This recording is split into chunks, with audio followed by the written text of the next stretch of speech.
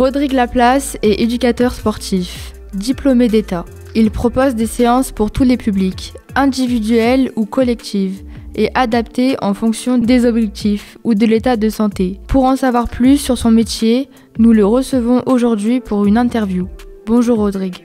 Bonjour.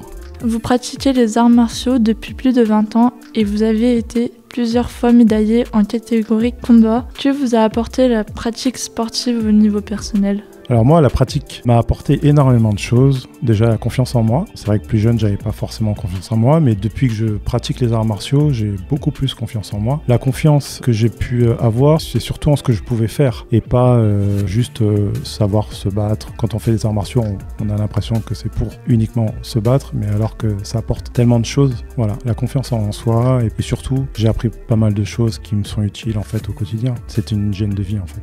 Vous avez été assistant professeur puis professeur bénévole dans votre club. Qu'est-ce qui vous a motivé à devenir professionnel ?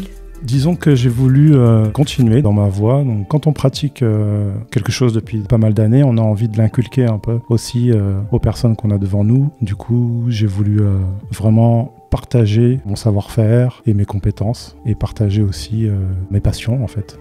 Aujourd'hui, vous êtes éducateur sportif diplômé d'État. Quelles compétences particulières avez-vous acquises lors de vos études ? Alors j'ai appris pas mal de choses. Déjà la gestion d'un groupe, quel que soit l'âge et quelles que soient aussi les compétences en fait de chaque personne. J'ai pu apprendre à gérer un groupe, utiliser plusieurs activités pour essayer de construire quelque chose autour du sport et pas que faire une activité mais vraiment donner vie à cette activité.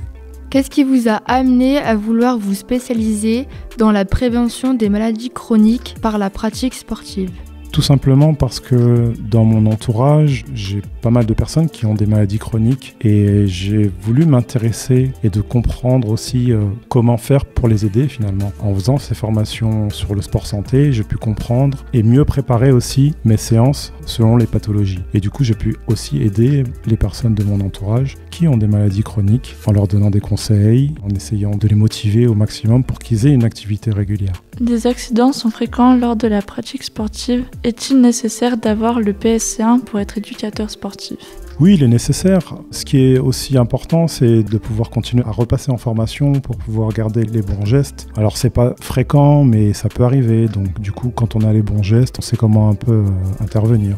Aujourd'hui, on emploie beaucoup le terme de coach sportif. Pour vous, ça veut dire quoi ? Le terme de coach sportif permet aux pratiquants de donner un nom à l'interlocuteur qui sont en face de lui. Qu'on soit éducateur, qu'on soit animateur, on aura toujours un peu ce rôle de coach parce qu'on va accompagner finalement. Coach sportif, ça permet de vraiment désigner la personne qui accompagne l'activité en elle-même. Selon le profil du coach, chacun va avoir sa voie. Certains vont choisir de vouloir faire maigrir les gens absolument, par exemple. D'autres vont avoir un sport de prédilection pour pouvoir les emmener, par exemple, dans le basket. Ce sont des coachs aussi. On est dans une discipline bien ciblée et du coup, le coach est là pour les emmener le plus loin possible sur leur discipline. Pour moi, le terme là de coach, ça va être le coach plus sport santé, quoi, finalement. Sport santé, la démarche n'est pas forcément la même. Ce que je recherche, moi, c'est surtout le bien-être de la personne et qu'elle puisse faire aussi des choses avec son corps. C'est ça qui m'intéresse. Quelles sont les qualités qu'il faut avoir pour réussir à accompagner des personnes éloignées du sport à atteindre leur objectif ?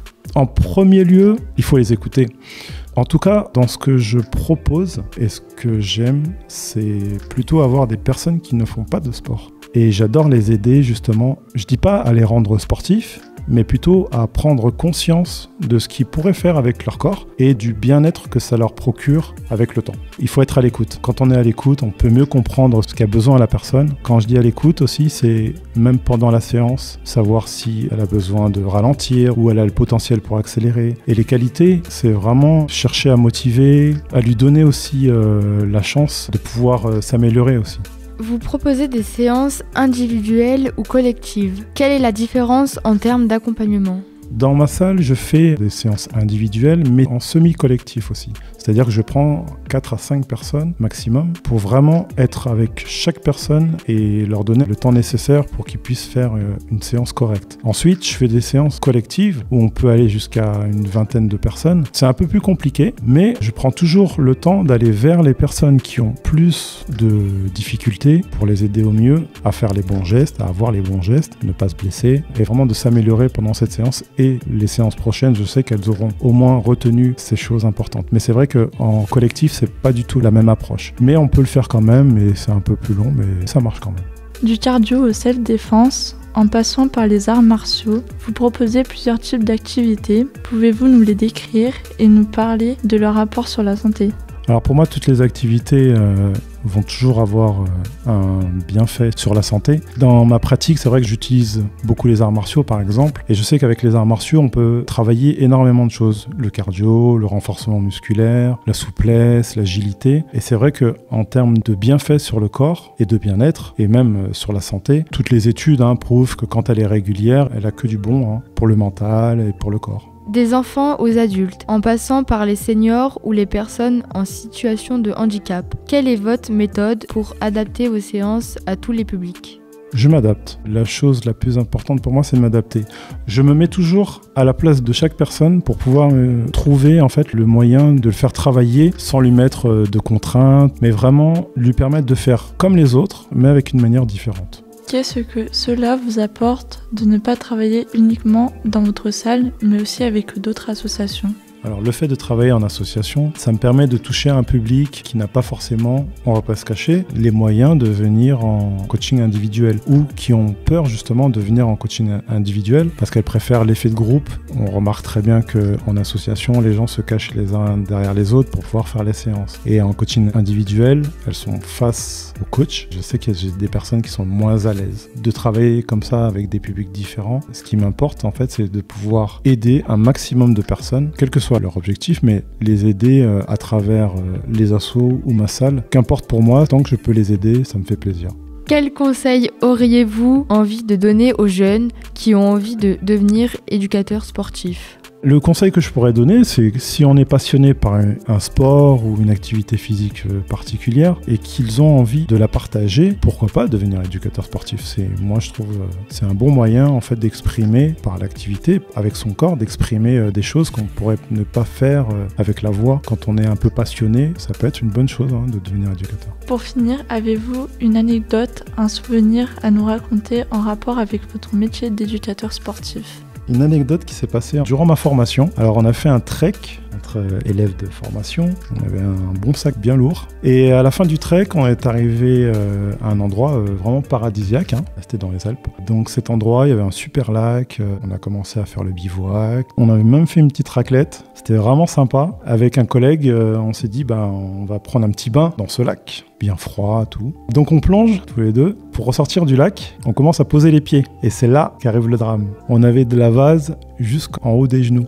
Donc pour sortir, on a dû se hisser. Ah mais on était mort de rire, ça nous a marqué. Puis après la nuit à la belle étoile, je crois qu'on n'a pas beaucoup dormi, mais on a vu des choses extraordinaires dans le ciel. Donc voilà, donc ça c'est quelque chose qui m'a vraiment marqué. Et avec les collègues, c'était un super souvenir. Voilà. Merci beaucoup à Rodrigue Laplace d'avoir répondu à nos questions. Si vous souhaitez en savoir plus, rendez-vous sur le site internet de Rodrigue. Nyroshima, NYROCHYMA.gymdocite.com.